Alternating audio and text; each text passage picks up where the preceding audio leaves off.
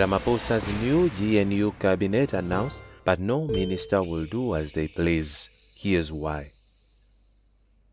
President Cyril Ramaphosa announced his new inclusive cabinet after several weeks of heated negotiations between the ANC and 10 other parties that constitute the Government of National Unity GNU.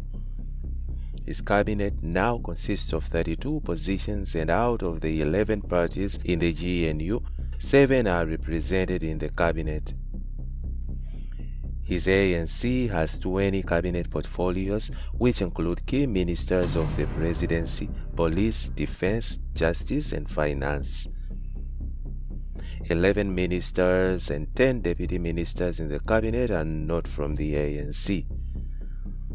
The 11 parties to the GNU include the African National Congress ANC, Democratic Alliance DA, Patriotic Alliance PA, Inkatha Freedom Party IFP, Good Party, Pan-Africanist Congress of Azania PAC, Freedom Front Plus FF Plus, United Democratic Movement UDM, Jama-ah, Rise Mzansi, and the United African Transformation UAT.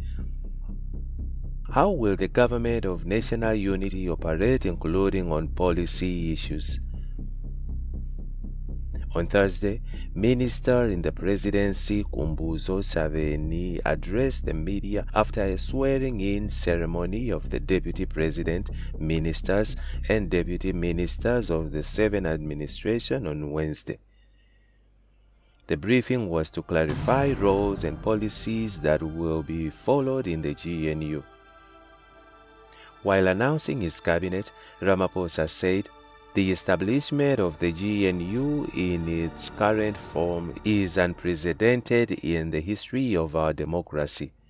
He also clarified that the GNU will be bound by certain fundamental principles and would undertake a basic minimum program of priorities as articulated in the Statement of Intent.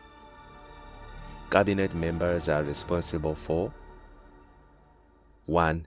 Implementing national legislation unless the Constitution or an Act of Parliament provides otherwise. 2. Developing and implementing national policy. 3. Coordinating the functions of state departments and administrations. 4. Preparing and initiating legislation. 5. Performing any other executive functions provided for in the Constitution or national legislation. Who calls the shot in the GNU? Since this is the GNU, no one has the authority to operate as they please, but decisions will be made collectively. The program of action is only for the government. It should be stressed that both the President and individual ministers are duty-bound to take to the Cabinet issues of policy, significant decisions, such as decisions with financial consequences exceeding a department-approved budget, and any matter the Cabinet has decided should be referred to it. Failure to do so could undermine the validity of such a decision, Saveni said.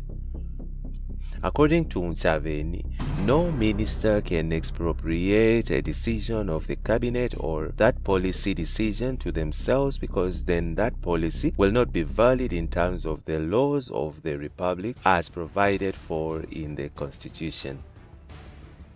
She further emphasized that as head of the national executive, Ramaphosa exercises the executive authority of the Republic together with other members of the cabinet, and members of the cabinet are only ministers. Setting government's priorities and program of action. Usually, the government's priorities and program of action are articulated in the Medium-Term Strategic Framework (MTSF), which is guided by the election manifesto of the governing party, in the case of the GNU, governing parties. The choice of priorities is guided by the alignment to the attainment of the goals of the National Development Plan, Vision 2030 as adopted by Parliament in 2012. The Director General in the Presidency is hard at work analyzing the manifestos of parties to the GNU and will submit a proposal at the Cabinet Lekgotla. Meanwhile, the ministers of the 7th administration will only adopt their priorities at the Lekgotla scheduled to take place next week between Thursday and Friday. But for now, they will be receiving briefings from the various departments and also consult on how to shape the direction of the discussions at the Lekgotla. In the GNU, Ramaphosa's political bodyguards against #Farmgate impeachment. The size of the Government of National Unity GNU cabinet has been described as an army of loyal political bodyguards to protect President Cyril Ramaphosa from impeachment. After the long government, ANC lost its majority in the May election, Ramaphosa adopted to form an inclusive government with 10 opposition parties that do not see eye to eye. Ramaphosa had to increase cabinet positions to keep everyone happy, resulting in a bloated government of 32 ministers and 43 deputy ministers. He said this coming government would prioritize rapid, inclusive and sustainable economic growth and the creation of more just society by tackling poverty and inequality. However, political analysts say the GNU was unlikely to do better. They urged that this was more about saving Ramaphosa from his Palapala scandal. Ramaphosa entered the elections with the Palapala Farmgate hanging over his head. This was after the former head of SA State Security Agency, Arthur Fraser, filed a criminal complaint against Ramaphosa in June 2022. Fraser accused Ramaphosa of kidnapping, bribery, money laundering and concealing a crime in relation to the alleged theft of $580,000 from his Palapala farm in February 2020. An independent parliamentary panel was established to probe the scandal. The panel found that Ramaphosa may have an impeachment case to answer, and this resulted in opposition parties, including the DA, EFF, and African Transformation Movement, calling for Ramaphosa's removal. However, last month, the DA Federal Council Chair Helen Zille said the DA would protect Ramaphosa should there be an impeachment motion related to the Palapala scandal. The DA was one of the parties that voted for Ramaphosa facing impeachment following the parliamentary panel report. Zille indicated during a radio interview that the DA had changed its tune against Ramaphosa, saying the party would not support a motion of no confidence against him. She said this was part of the GNU agreement. Her remarks came after the EFF tabled a motion to invoke an impeachment process against Ramaphosa during the parliament's first sitting. Political analyst and governance expert Sandile Swana said the operational benefits in terms of the ability to do the work of delivering cannot possibly be improved by increasing the size of the cabinet. Swana, however, said the benefit that Ramaphosa himself would get from the increased cabinet was that he was building a whole army of loyal political bodyguards to protect him from impeachment from the cabinet and to make sure that he would not be removed. He is also making sure that the ANC is not kicked out of power because the other political parties, especially smaller parties, had no chance of getting into power in the absence of Ramaphosa. The DA would not have a good chance of removing him, said Swana. He said the issue of the size of the cabinet has propaganda aspect to create the impression of GNU in opposition to a grand coalition between the ANC and the DA. from the size and the perspective of both the DA and the ANC, as well as their partners in big business who are supporting the formation of the GNU, the increase in the number of political parties is the beneficial in terms of the optics.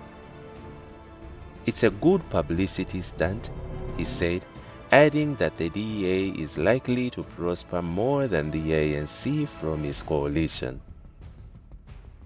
After taking his oath as president at the Union buildings, Ramaphosa said the GNU was keen on advancing the interests of all South Africans while also creating employment. We want to create jobs. We're going to get everyone in the GNU to create jobs. I'm going to make sure that it happens, he said.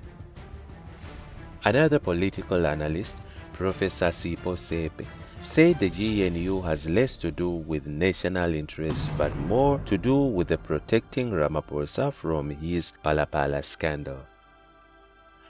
If true be told, the whole GNU has less to do with the national interests. It has more to do with protecting Ramaphosa from his Pala indiscretions, Sepe said. He said the jury was still out on whether the GNU would benefit the country. This would depend on whether parties would subordinate their narrow political agendas to the national interests. There is, however, a danger that parties would use their exalted positions to advance their political fortunes, he said. Another political analyst, Kim Heller, also said the GNU was more about saving number one, which is Ramaphosa, than the country from its economic decline and dire challenges.